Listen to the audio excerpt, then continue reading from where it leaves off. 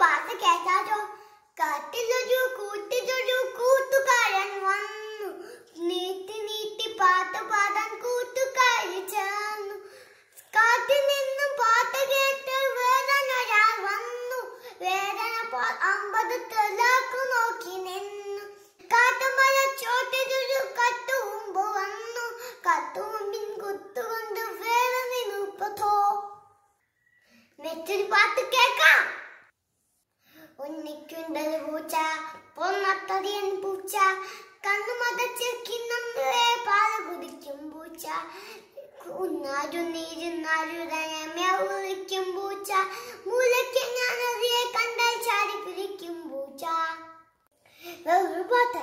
കുഞ്ഞിക്കുരു പോലെ കണ്ണ്, കുന്നുപൊരുളിമയ്യ, ആയവട്ടം തൊങ്ങാത് ആരും കൊതിക്കുന്ന കൊമ്പ്, തൂന്നുപോന്നാരുന്ന കാല്, ആരെന്നിട്ടൊരാമ ആന, ആനയുടെ വീടല്ലോ കാത്, ആനയുടെ വീടല്ലോ കാത്.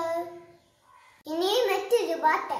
ആനയ്ക്ക് കൊമ്പുകൾ വഴിയിലാണ്, ആടിന്റെ കൊമ്പുകൾ തറയിലാണ്, ആമയ്ക്ക് വീട് മുതുകിലാണ്, ആകാശം എല്ലാവർക്കും മേലിലാണ്.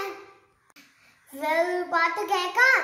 എജിവെജുന്ന വഴിയിലൊരു എത്തുകാരി വരവിളിച്ചു, എരുമ വന്നു വടയിൽ വീണു, എത്തുകാരി ഞെട്ടിപ്പോയി. വേറൊരു പാട്ട്. ഇലയിൽ കാണാൻ പച്ച നിറം, ഇലയത് തിന്നാൻ എന്ത് രസം, ഇലയില്ലെങ്കിൽ മരമില്ല, മരമില്ലെങ്കിൽ ഇലയില്ല. വേറൊരു പാട്ട് കേൾക്കാം.